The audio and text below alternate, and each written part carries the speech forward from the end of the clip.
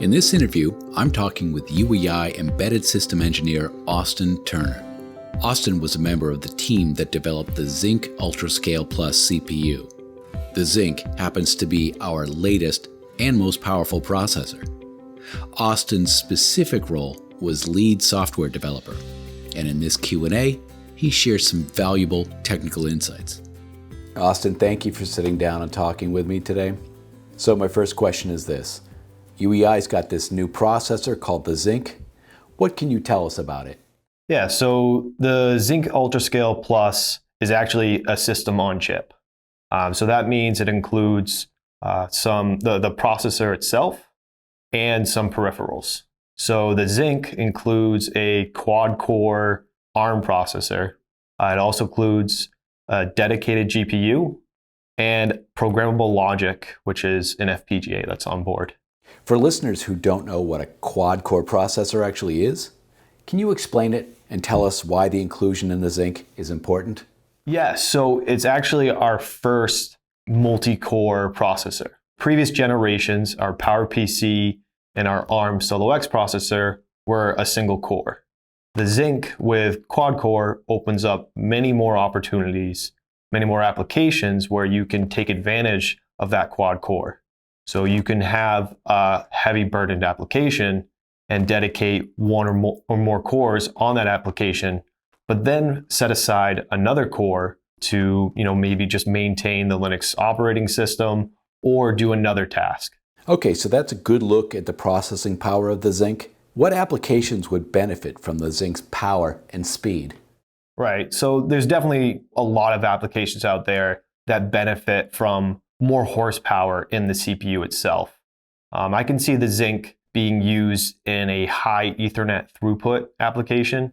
So something like a DDS, where every node on a network is system aware and it's sending packets, exchanging packets, on this entire system. The Zinq itself is going to perform much better than previous processors that we had, and it will definitely perform well in that type of system. Another type of application might be a real-time control loop. Our previous ARM processor, at times can handle some of those real-time control loops, but when you get into the complex mathematical symbols where there's more calculations, the more processor power we have, the better. So we can now handle all of that math directly on the processor with that quad core and with that programmable logic. So if someone needs, say, some type of digital signal processing, that could be an FFT of a signal, they might be able to take that away from the CPU burden and actually put it inside the FPGA where it's going to be, probably 100 times faster than the CPU itself. What was UEI's goal when they decided to offer the Zinq? So the main goal really was to add more horsepower to our processor. Originally, we had the PowerPC processor, 32-bit. It can handle small applications. And then we started to see, just in the commercial industry as well, of having more CPU available, more RAM available. We upgraded to an ARM processor, and that's our ARM Solo X. But still, it only has 1 gig of RAM, and it only has a single core. So some applications are still pushing the very edge of what that can achieve. To try to fit into these applications, we've created our Zinq board. So now you have more horsepower that can handle those applications, and hopefully some room on top of that in case an application needs to grow. What should engineers know about upgrading their systems with the new Zinq processor? So the first thing I should mention is our previous processors were 32-bit. The Zinq is new and it's 64-bit. So within our drivers and within our API in our library, we've handled that conversion for you. So there's nothing that needs to change within our example code or using our API. Now, if your application or the customer's application has been written with that 32-bit architecture in mind, there could be some changes that are needed, but from our standpoint, our API, everything will just work seamlessly, upgrading from a previous generation processor to our Zinq processor. Okay, since we're talking about upgrading, does the Zinq work with all UEI hardware? What about the older systems? Yes, all of our I/O boards, whether it's analog, digital, or one of the avionics buses, is supported on the Zynq. So that means maybe you have a full rectangle that currently has a Solo X processor. You could upgrade to a Zynq, take out that Solo X, plug in a Zynq, and it'll work with all the boards in your chassis.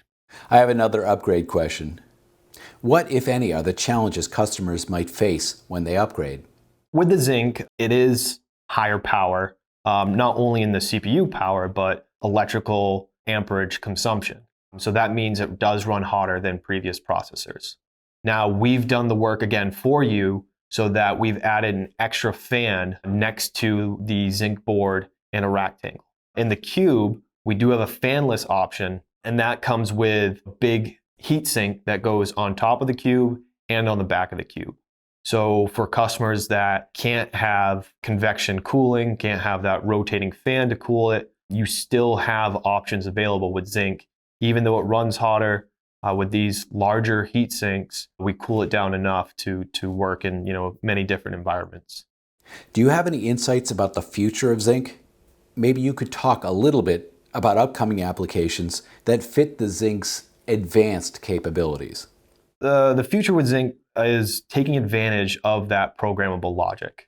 So there's a new industry, not a protocol itself, but a set of protocols called time-sensitive networking, or TSN. Basically what that does in a nutshell is it takes basic Ethernet and it creates a deterministic and synchronized Ethernet so that every packet will have a certain amount of jitter, and it's guaranteed to, when you send it, receive at this node by this time. So, how are we going to implement TSN on Zynq? We're going to put that into the programmable logic, into the FPGA on the Zynq. So we're not going to burden the CPU at all for this. It's all going to be implemented in the logic itself. So when you have your application and you need to add TSN, you can know that we're not adding burden to the CPU, and that with it integrated into the logic, it's going to have better timing and less overhead than if it was coming from the CPU. Okay, maybe you could talk a little bit about anything regarding the software side, something that the engineers should know. So a customer upgrading from the Solo X SDK. So the Solo X SDK is created with Yocto. And so what Yocto does, it's a build environment, and it makes it very easy to create not only the Linux kernel, but to include a whole suite of tools for the SDK that we provide to our customers. So with Zynq and with Xilinx, they give us the tool Petalinux. And Petalinux is built on top of Yocto. So what this basically means is any customer that is familiar with using our Solo X SDK, using the Zynq SDK will look nearly identical because it's also generated with Yocto. So it's going to be running an install script. There's going to be a system root or a sys root where you're going to get all of your native tools that would run natively on the Xilinx, on the Zynq itself. And then you'll get all of your cross-compiler tools. On top of that, we include many different libraries. So you shouldn't need to cross-compile all these different libraries. We've included them for you.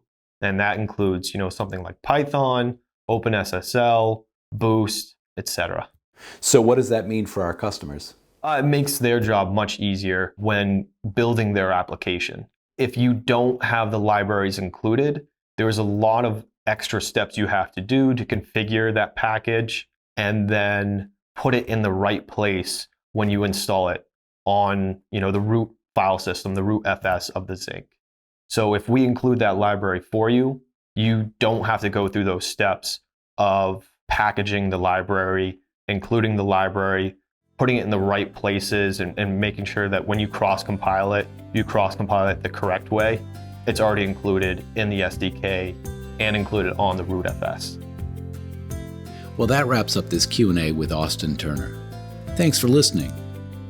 You can learn a lot more about the Zynq on our website, www.ueidaq.com. There you'll find a full rundown of features and resources, including a user manual, datasheets, and other related content. And if you still have questions about the Zinq or any of our UEI products, you can speak directly with one of our application engineers, either by phone, by email, or by clicking on the chatbot help link on our webpage. We'll provide the contact info in the description.